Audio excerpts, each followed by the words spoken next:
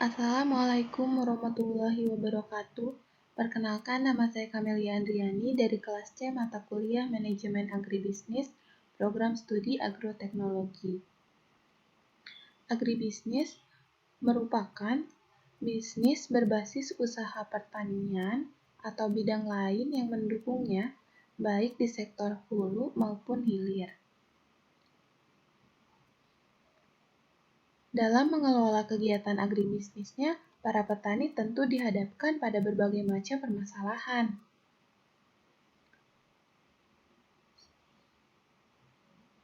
Seperti berkurangnya ketersediaan lahan pertanian, harga jual produk pertanian yang tak menentu, sulitnya memasarkan produk hasil tani, kegagalan panen, dan lain-lain.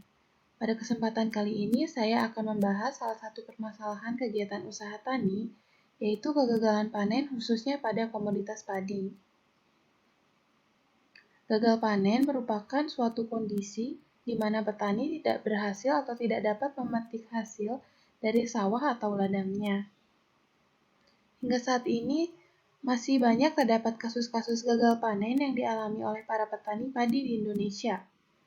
Hal ini tentu menyebabkan kerugian kegiatan agribisnis yang dijalani oleh para petani. Baru-baru ini terdapat kasus gagal panen padi yang dialami para petani.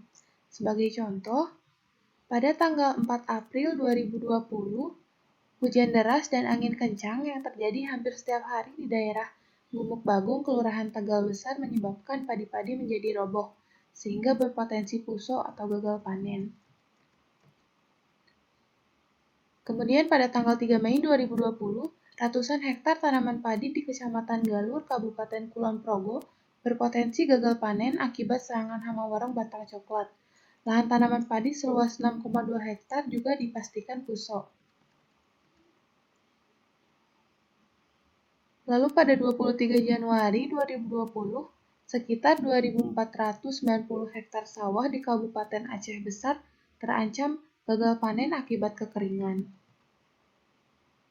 Berdasarkan kejadian-kejadian tersebut, dapat diidentifikasi penyebab kegagalan panen padi yaitu bisa karena faktor iklim atau alam seperti kekeringan, banjir, angin kencang, longsor, dan lainnya, atau bisa juga karena gangguan OPT. Adapun Kementerian Pertanian mencatat 3 hal utama penyebab gagal panen, yaitu adalah banjir, kekeringan, dan serangan OPT. Yang pertama kita bahas mengenai faktor kekeringan. Air merupakan kebutuhan pokok bagi semua tanaman. Maka dari itu, ketersediaan air yang cukup untuk memenuhi kebutuhan air pada tanaman sangatlah penting. Jika ketersediaan air tanah kurang bagi tanaman, maka proses fotosintesis dan transportasi unsur hara ke daun akan terhambat, sehingga akan berdampak pada produksi yang dihasilkan. Tanaman bisa menjadi kerdil, layu, produksi rendah, dan lainnya, atau bahkan mati. Nah, maka dari itu, saat kemarau tiba, tak sedikit petani yang sawahnya kekeringan, sehingga mengalami puso. Yang kedua adalah banjir. Terendamnya tanaman padi akibat banjir akan menyebabkan busuknya gabah padi, sehingga tidak layak panen. Yang ketiga adalah gangguan OPT. OPT terbagi menjadi 3 kelompok, yaitu hama, penyakit, dan gulma. Hama pada tanaman padi antara lain warang coklat, walang sangit, dan keong mas. Kemudian penyakit pada tanaman padi antara lain tungro, blas, dan kerdil rumput. Sedangkan gulma tanaman padi antara lain eceng padi dan kiambang. Lalu, apa yang harus dilakukan petani agar terhindar dari ancaman gagal panen? Yang pertama, untuk mencegah terjadinya gagal panen akibat kekeringan di musim kemarau adalah dengan pembuatan embung dan saluran irigasi. Embung merupakan waduk berukuran mikro di lahan pertanian, Sedangkan saluran irigasi merupakan saluran yang berfungsi untuk memberikan suplai air pada tanaman. Embung ini dibangun untuk menampung kelebihan air hujan di musim hujan, kemudian air hujan yang tertampung tadi dapat digunakan petani sebagai sumber irigasi untuk mengairi lahannya di musim kemarau, sehingga kontinuitas ketersediaan pasokan air untuk keperluan tanaman padi akan terjamin.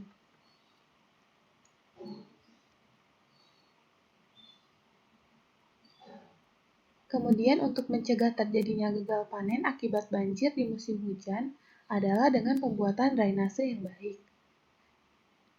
Drainase secara umum didefinisikan sebagai suatu tindakan teknis untuk mengurangi kelebihan air, baik yang berasal dari air hujan, rembesan, maupun kelebihan air irigasi dari suatu kawasan atau lahan. Drainase merupakan salah satu faktor pengembangan irigasi yang berkaitan dengan pengelolaan banjir. Drainase di sebagian besar tanah pertanian cukup baik digunakan untuk mencegah genangan air yang parah. Lalu untuk mencegah terjadinya gagal panen akibat gangguan OPT adalah dengan melakukan pengendalian OPT. Pengendalian OPT yang sebaiknya dilakukan adalah dengan pengendalian hama terpadu atau PHT. Pengendalian hama terpadu atau PHT adalah suatu konsepsi mengenai pengendalian OPT dengan pendekatan ekologi untuk mengelola populasi hama dan penyakit dengan memanfaatkan berbagai teknik pengendalian yang kompatibel. Teknik pengendalian tersebut antara lain secara fisik, mekanik, biologi dengan memanfaatkan agen biokontrol, lalu dengan peraturan perundang-undangan, induksi resistensi, praktik budidaya atau kultur teknis, dan juga kimiawi yaitu dengan menggunakan pestisida. Penggabungan beberapa teknik pengendalian ini dilakukan karena tidak ada teknik pengendalian tunggal yang sempurna. Kemudian solusi lainnya adalah dengan mendaftar asuransi usaha tani padi atau AUTP. AUTP ini dapat berguna jika gagal panen telah terjadi atau tidak dapat dihindarkan. Asuransi usaha tani padi merupakan sebuah program pemerintah yang diharapkan dapat memberikan perlindungan terhadap resiko ketidakpastian dengan menjamin petani mendapatkan modal kerja untuk berusaha tani dari klaim asuransi. Sasaran penyelenggaraan AUTP adalah terlindunginya petani dengan memperoleh ganti rugi jika mengalami gagal panen. AUTP bertujuan untuk memberikan perlindungan kepada petani jika terjadi gagal panen sebagai akibat resiko banjir, kekeringan, dan serangan OPT. Kerugian tersebut akan dialihkan kepada pihak lain, yakni pertanggungan asuransi, sehingga petani dapat memusatkan perhatian pada pengelolaan usaha tani yang lebih baik, lebih aman, dan menguntungkan. Premi asuransi usaha tani padi saat ini sebesar 3%, berdasarkan biaya input usaha tani padi sebesar Rp6 juta per hektar per musim tanam, yaitu sebesar Rp180.000 per hektar per musim tanam. Bantuan pemerintah saat ini sebesar 80%, yaitu sebesar Rp144.000 per hektar per musim tanam. Dan saat ini petani harus membayar premi swadaya 20% proporsional, yaitu sebesar Rp36.000 per hektar per musim tanam.